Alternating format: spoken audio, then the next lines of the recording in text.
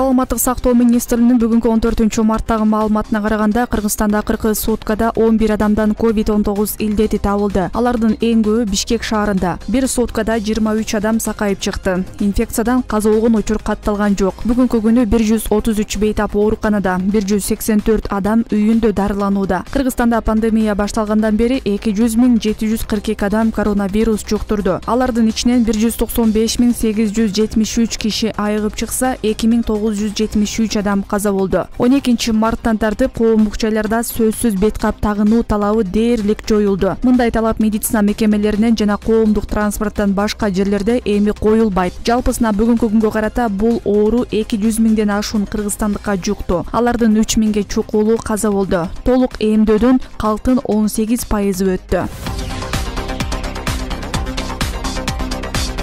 Кара сууда ок чыгарган жаран кармалды. Ош облустук ички иштер башкармалыктын маалымат кызматына билдиргендей, окуя 12-мартта Кара Суу шаарында болгон. Жаңжалда травматикалык тапанчадан 2 жолу ок атылып, андан бир адам башынан жана бутунан жаракат алган. Чадакка ортодогу карыз себеп болгону айтылууда. Окуя тууралуу видео интернетке тарады. Анда 2 жаран уруша кетип, бири аны көздөй ок атканын көрүүгө болот. Шектүү жаран кармалып, тергөө иштери жүрүүдө. Факты боюнча кылмыш жаза кодексинин 37-беренеси оор кылмышка аракеттенүүнүн негизинде кылмыш иши козголду.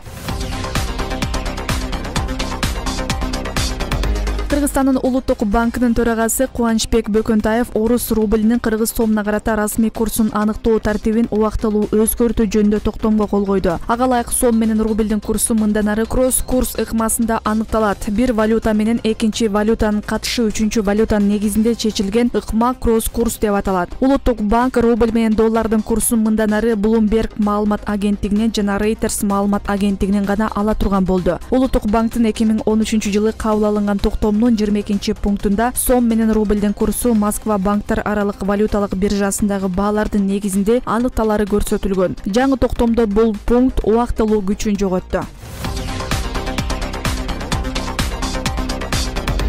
Кыргызстанда айрым жаныбарларга аңчылык кылууга 3 жылдык мораторий киргизүү сунуш кылынууда. Тийиштүү мыйзам долбоору 11-мартта Жогорку кеңештин сайтына жарыяланып, коомдук талкууга коюлду. Жаныбарлар дүйнөсүнүн айрым объекттерине аңчылык кылууга мораторий киргизүү жөнүндө мыйзам кабыл алынса, колжа, аркар, тоо эчки, теке, элик, бугу, марал, доңуз сыяктуу жаныбарларга аңчылык кылууга 2023-жылдан 2026 жылдарга чейин тыюу салынат. Мыйзам долбоорунун негиздемесинде жазылгандай, мораторий жарыялоо тууралуу кайрылуу менен депутаттарга бир катар экологиялык уюмдар жана активисттер кайрылган. Алардын кайрылуусунан кийинки териштирүү чет өлкөлүк жана жергиликтүү аңчылардын айынан мамлекеттин көзөмөлүндөгү жаратылыш дүйнөсү корголбой, коомдук көзөмөл жокко эсе болуп, мыйзамдар аткарылбай жатканын, маселе ашкере коммерциялашып кеткенин көрсөткөн.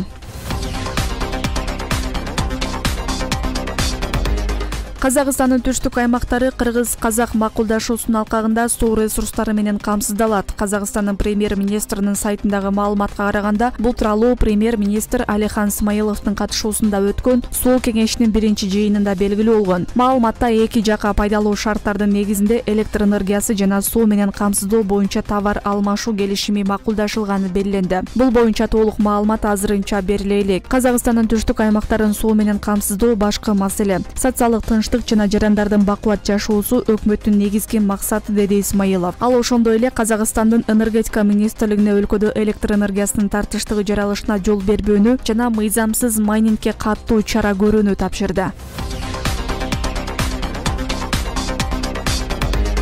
Ош шаарынын мэриясы 2005-2015 жылдары ипотекага үй алууга арыз берген жарандарга кайрылып, документтерин толуктоого чакырды. Маалыматка ылайык, бүгүнкү күндө мэриянын комиссиясы тарабынан калаанын Достук ичи районунун номер 83-көчөсүнүн 25-дарегинде жайгашкан көп кабаттуу турак жайдагы батирлер бөлүштүрүлүп жатат. Бул боюнча ипотекалык комиссия тарабынан 2005-2015 жылдар арасында арыз берген жарандардын документтери каралып, тактоого жөнөтүлдү. Ошондуктан бул жылдар аралыгында ипотекалык шартта үй алууга арыз берген жарандар тапшырган документтерин тактап, толуктоосу зарыл экендигин белгилейбиз деп айтылат маалыматта. Муниципалитет эгерде арыз ээлери белгиленген мөөнөткө чейин келип документтерин тактабаса, каттоодон чыгарыла турганын эскертти. Өлкө башчы Садыр Жапаров Кыргызстан боюнча Жашыл Мурас улуттук өнөктүгүн баштап, алгач аларча мамлекеттик жаратылыш багынын аймагына ийне жалбырактуу көчөттөрдү отургузду. Анын демилгесин улай ишемби күнү өлкөнүн 7 дубанында түрдүү көчөттөрдү тегишти. Аталган видеону мамлекет башчы Instagram баракчасына чыгарды. Жалпы Кыргызстан боюнча тоолорду туруктуу өнүктүрүү эл аралык жылынын жана тоолордун экосистемасын коргоо жана климаттык туруктуулук жылынын алкагында Жашыл Мурас улуттук өнөктүгү башталды. Бул өнөктүк салттуу болуп, жыл сайын өлкөнүн бардык аймактарында 5-6 миллион көчөт отургузуу пландалууда.